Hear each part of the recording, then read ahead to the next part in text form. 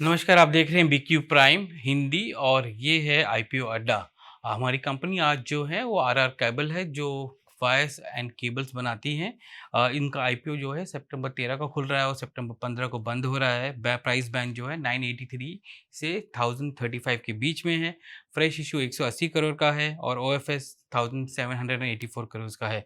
Total issue का size लगभग 1964 करोड़ है और इन कंपनी का market value upper end of the price band पे लगभग 11,500 करोड़ है। और मेरे साथ आज जो हैं श्री गोपाल काबरा, मैनेजिंग डायरेक्टर, और राजेश जैन जो कि चीफ फाइनेंशियल ऑफिसर हैं इस कंपनी के।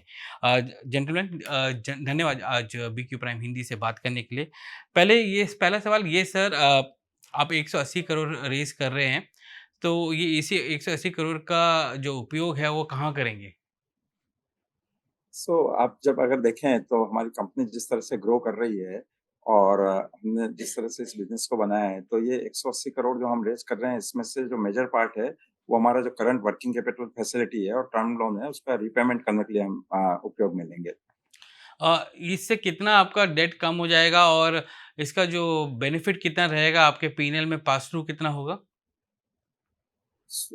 ऐसे देखा जाए तो हमारे करंट जो डेट लेवल है वो करीब 700 करोड़ के हैं और उसमें से मेजॉरिटी जो है वर्किंग कैपिटल फैसिलिटी है, जो कि जिस तरह से बिजनेस ग्रो होता है उस तरह से उसका रिक्वायरमेंट कम या ज्यादा होता रहता है। तो उसमें से जब हम ये एक 135 करोड़ जो देंगे, उसका जो इंटरेस्ट का बेनिफिट होगा, that will be like part of our normal business. Kabra ji, ये बताइए कि आपका बिज़नेस जो है वायर्स एंड केबल्स और एफएमईजी में, फास्ट मूविंग इलेक्ट्रिकल गुड्स में है, तो ये कितना बड़ा बिज़नेस है और प्रोफ़ाइल क्या है बिज़नेस का? और आगे जाके जो है एफएमईजी को आप कैसे डेवलप करना चाहेंगे? जी देखिए, अभी जो हमारा चल रहा है ना, लगभग यानी 88% के आसपास हमारा वायर एंड केबल है और 12% एफएमईजी है। एफएमईजी में हम नए हैं, लेकिन एफएमईजी में हमारा क्या रहा कि हमने 2 जो एक्विजिशन किए, उसका हमको एडवांटेज काफ़ी अभी भी है और आगे चल के बहुत मिलने वाला है। क्योंकि यानी हमारा ये रहा कि जो हमने एरिस्टॉर्म कमर्शियल लाइटिंग लिया, उसमें एक हमको अच्छा फ्यूचर लग रहा बढ़िया, और ये जो लुमिनस हमने स्नाइडर से लिया है, उसमें हमारे पास एक प्रीमियम इकोनॉमी और प्रीमियम रेंज की एक आ गई है, साथ में हमको नया मिल गया।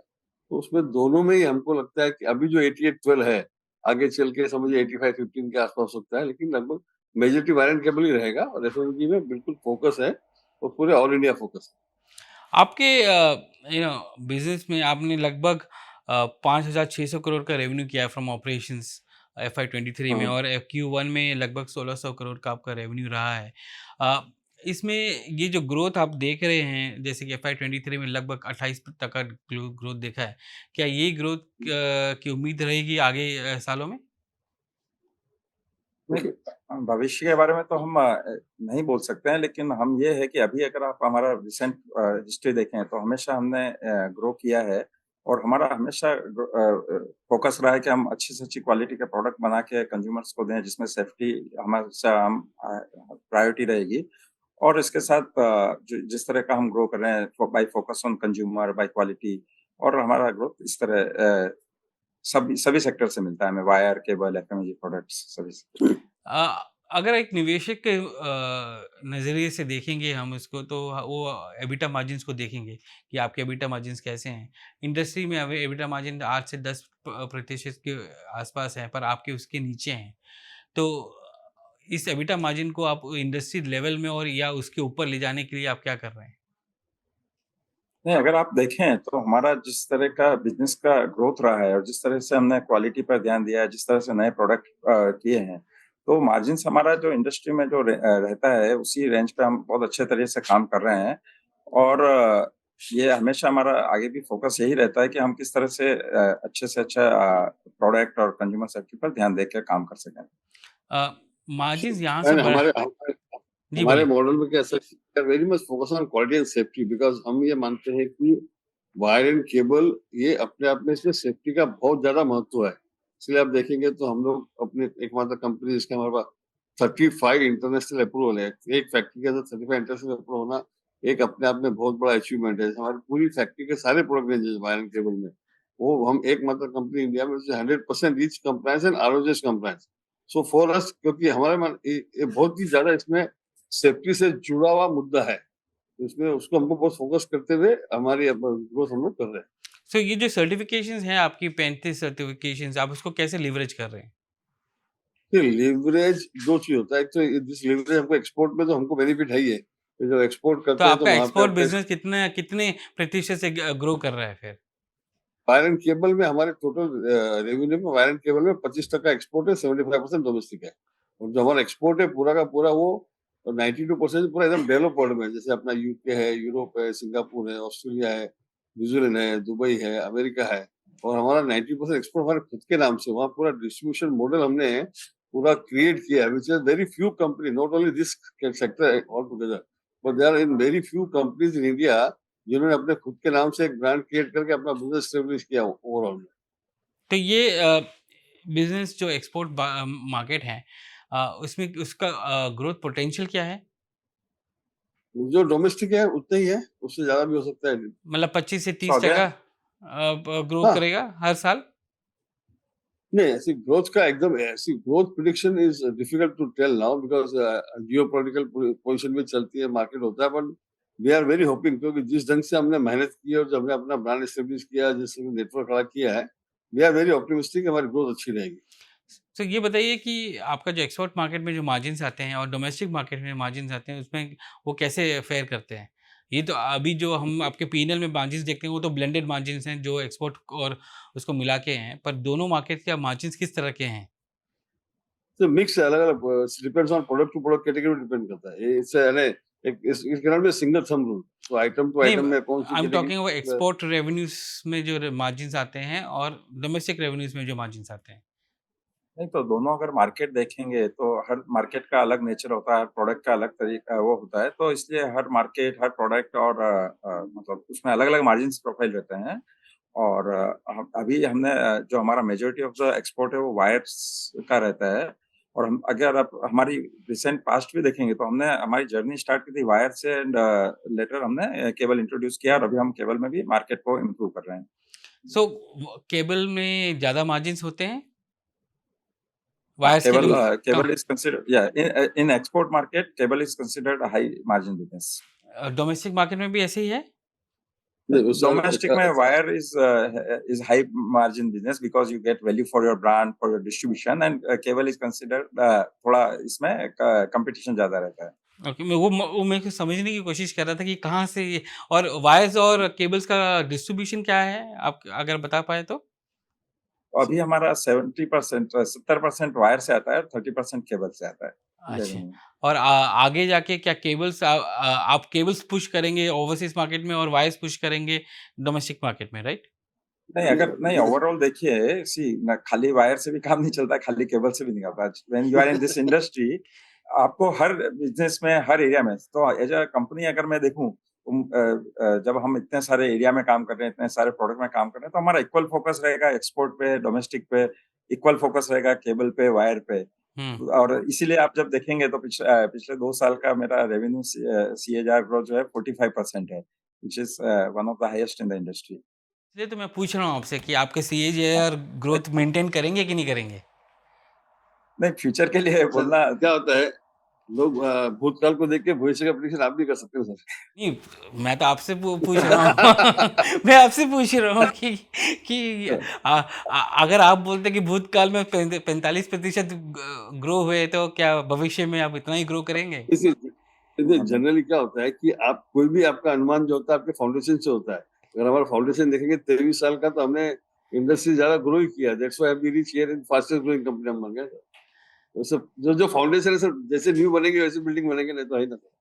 ये बताइए कि आपका जो डोमेस्टिक मार्केट में क्या आपको काफ़ी प्राइस कॉम्पिटिटिवनेस दिखता है और कितना कॉम्पिटिटिव है डोमेस्टिक मार्केट? नहीं नहीं see competition, each business is competitive तो होगा ही होगा, तो क्या है, and then since we are trying to grab more and more market share, because we are the late enter, हम तो देरी से आए हैं, तो हमारी जो ग्रोथ है उस हिसाब से थोड़ा मार्केट शेयर करने के लिए रहता है। लेकिन सी हर बिजनेस कंपटीटिव तो रहेगा रहेगा और होना भी चाहिए, क्योंकि ये डुओपोली वाला बिजनेस तो है नहीं है, मोनोपोली बिजनेस तो है नहीं। तो उस हिसाब से जो कंपटीशन है, बट कंपटीशन हेल्दी कंपटीशन है, and we are competing on quality more, so our competition are healthy on quality basis. तो अगर आप मैक्सिमम। वॉल्यूम्स में ज़्यादा कंसंट्रेशन है तो प्राइसिंग में काफ़ी कॉम्पिटिटिव है, राइट? मीन अगर ऐसे ये है तो? It's mix of this. क्या होता है कि when you want to acquire more in market share, so you have to spend lot. तो हमने जो जैसे हमारा एएसपी स्पेंड है, या हमारी जो टीम हमने बड़ी की है, या जो इनिशियली लास्ट 2-3 साल में हमने जो लॉजिस्टिक के हिसाब से किया, वेयरहाउस में, तो अभी फ्यूचर इन्वेस्टमेंट के हिसाब से वो थोड़ा प्रेशर है। हुँ, पर ये एक थोड़ा-सा मॉडरेट होगा आगे जाके? या ऑफ कोर्स होना ही चाहिए ना सर, क्योंकि सी So, जैसे-जैसे आपका स्केल बढ़ेगा, थिंग्स विल कम डाउन। जैसे आज हमारा एएसपी स्पेंड फॉर एग्जांपल तो 1.5% है। In terms of absolute value terms में आप देखेंगे, तो अब वो जो जैसे वॉल्यूम बढ़ेगा, तो उतना तो हमारा ये नहीं रहेगा ना सर, आप समझिए। तो उस हिसाब से then it will grow in percentage terms, it will come down hmm, hmm. Uh, gradually. या ये बताइए कि आपका जो fast moving electrical goods business है, उसमें आप आज के डेट में लाइटिंग, फैन्स वग़ैरह देते हैं। अ, अभी आज के डेट में आपका जो ब्रांडिंग है उसका वो एक्जिस्टिंग ब्रांड्स है, आपके आरआर केबल के ब्रांड्स नहीं हैं आज की डेट में। आप एक्जिस्टिंग जो एक्विजिशन वाले ब्रांड्स हैं उसको यूज़ कर रहे हैं। वो कब तक रहेंगे और क्या आगे जाके आप उसको रिप्लेस करेंगे आरआर केबल से? नहीं, मैं बताता हूँ। पहली बात तो सर कि जो हमारा इलेक्ट्रिकल ब्रांड है वो आरआर का ही आरआर ही है। एक तो बता दूँ आपको हाँ, दूसरा, मतलब आरआर का, जो हाँ। और जो एरिस्टॉम जो हमारा जो कमर्शियल लाइटिंग जो हमने लिया है, वो Aristom commercial lighting as it is continue करेंगे, क्योंकि उसमें एक वो एक निश मार्केट है और कैटेगरी है। जो हमने जो लुमिनस जो लिया है हमारा, आप समझे, लुमिनस को हम लोग जो है कि उसको चेंज करके हमारा पार्ट ऑफ डील में it was a 4 years agreement, और since we don't want to, हम ज्यादा उसमें इन्वेस्टमेंट नहीं करना चाहते हैं, तो 2 महीने के बाद में हमने इसको लुमिनस से will go to RR signature. हमारी जो premium category of FMEG business है, वो अपना आरआर सिग्नेचर हो जाएगा। और वैसे हमारा स्विच और स्विच गियर कैटेगरी जो है उसमें आरआर ही है उस पास है। तो विल बी 100% आरआर, एक्सेप्ट जो एरिस्टोम जो कमर्शियल लाइटिंग है, उसको हम कंटिन्यूअस उस हिसाब से चला रहे हैं, क्योंकि बी टू बी प्रोडक्ट है और वेरी निश मार्केटिंग है। तो और उसमें एरिस्टॉम की जो रेंज है, कुछ रेंज हमारी जो है वो एरिस्टॉम के नाम से भी चलेगी और आरआर के नाम से भी चलेगी। हुँ, हुँ। ये जो आपका जो बिज़नेस है डिस्ट्रीब्यूशन का, आप मोस्टली मतलब आज के डेट में आपकी manufacturing facilities north and western region में हैं। अ, यहाँ से आपको एक्सपैंड करने के लिए क्या आपको फर्दर फैसिलिटीज़ लगानी पड़ेंगी सदर्न मार्केट्स में या ईस्टर्न मार्केट्स में, या ये फैसिलिटीज़ काफ़ी हैं आपको आपका ब्रांड एक्सपैंड करने के लिए? एज़ फार एज़ फैसिलिटी के लिए अभी हमारे पास एक पहली बात 2 चीज़ होता है सर कि जगह हमारे पास काफ़ी है। बड़ौदा में, सिलवास में भी नई जगह भी ली है, तो अभी तो कोई प्लान नहीं है, पर आगे लेकिन हम बोल नहीं सकते, क्योंकि इसमें वायर एंड केबल में सर लॉजिस्टिक कॉस्ट बहुत बड़ी नहीं आती है। क्योंकि इसमें अदरवाइज़ क्या होता है, जनरली आदमी साउथ या समझो नॉर्थ में, या मैं एक्सपेंशन करूँ, लोकेशन चेंज करता हूँ, हुँ। तो मेरे लॉजिस्टिक कॉस्ट के हिसाब से काफ़ी कुछ होता है। तो in this business particular area wire and cable category में लॉजिस्टिक कॉस्ट ज़्यादा फ़र्क नहीं पड़ता, और एक जगह ही ज़्यादा प्रोडक्शन करने से, इकोनॉमिक स्केल बड़ी होने से, वो एक एडवांटेज भी है। ओके। आपका जो रेवेन्यूज़ है, आप जो कह रहे हैं आप, अ, ये आज की डेट में नॉर्दर्न वेस्टर्न रीजन से काफ़ी ज़्यादा आता होगा और साउथ और ईस्ट से कम है। उसको वहाँ पर एक्सपैंड करने के लिए आप क्या कर रहे हैं? देखिए उसमें अगर आप देखेंगे हमारा 2019 तक का देखते हैं, तो हम लोग 6 स्टेट में स्ट्रॉन्ग थे फॉर एग्जांपल, और अभी हम देखें तो 11 स्टेट में स्ट्रॉन्ग है। तो बाकी स्टेट में स्ट्रॉन्ग में तो जो जिस तरह से हमने जो 3 पिछले 3 साल में 6 स्टेट से जो 11 स्टेट किया है, वो स्टडी से बाकी स्टेट में हम करेंगे। सो जब जब तक आप एक्सपैंड ना कर पाएँ बाकी स्टेट्स में, तो आपका जो एडवर्टाइजिंग एंड मार्केटिंग कॉस्ट हमेशा एग्रीवेटेड रहेगा? नहीं, वो ग्रेजुअली कम होगा, लेकिन क्या होता है, 2 होता है सर, एक होता है एटीएल और बीटीएल। एटीएल तो इट विल रिमेन सेम, क्योंकि वो वेदर इश्यू मार्केट है नहीं, तो बीटीएल एक्टिविटी जो नए-नए मार्केट में उसमें बढ़ते जाएगा, जो एस्टेब्लिश्ड मार्केट है उसमें कम होते जाएगा। लेकिन बिकॉज़ ऑफ आवर ग्रोथ, वो जो परसेंटेज टर्म्स में अपना एएसपी स्पेंड कम हो जाएगा। हुँ। ये चीज़ बताइए कि वो आपका जो रिसीवेबल है काफ़ी हाई है। उसको कम करने के लिए आप क्या कर रहे हैं? और क क्या और कोई तरीका यूज़ कर रहे हैं कि जिससे कि डेज़ रिसीवेबल डेज़ भी कम हो जाए? नहीं, तो अभी जब आप रिसीवेबल डेज़ हम अमाउंट में देखते हैं तो वो थोड़ा हाई दिखता है बिकॉज़ बिज़नेस ग्रो कर रहा है। But as a average number of days देखते हैं तो ऑलरेडी हम 5 से 37 डेज़ पर काम कर रहे हैं, जो कि बहुत अच्छा है, क्योंकि यहाँ का इंडस्ट्री का जो एवरेज है 45 से 60 डेज़ रहता है। यहाँ पे हमने चैनल फाइनेंसिंग फैसिलिटी इंट्रोड्यूस की थी और उसके कारण हमारे रिसीवेबल डेज़ ऑलरेडी 35 डेज़ पर आ चुके हैं। तो चैनल फाइनेंसिंग जो है जैन जी, ये बताइए कि आप उसमें कुछ-कुछ बैंक गारंटीज़ भी देते हैं अपने चैनल डिस्ट्रीब्यूटर्स को सपोर्ट करने के लिए। वो कितना है और वो कैसे फंक्शन करता है? तो ये हमने काफ़ी सारे बैंकों से चैनल फाइनेंसिंग का अरेंजमेंट किया हुआ है और उसमें से ज़्यादातर जो है वो नॉन रिकॉर्स बेसिस पे है, जिसमें हमारा कोई गारंटी नहीं है। कुछ में है जहाँ पे कुछ परसेंटेज हमने गारंटी दी है, but this is as part of normal business practice है। और इसके कारण हमारे व्यापारी और हम दोनों को ही फैसिलिटी मिलती है, जिससे कि बेटर कैश फ्लो यूटिलाइज़ेशन हो सकता है। इस बिज़नेस में क्रेडिट लॉस भी काफ़ी होता है, तो वो कहाँ तक है आपके इस बिज़नेस में?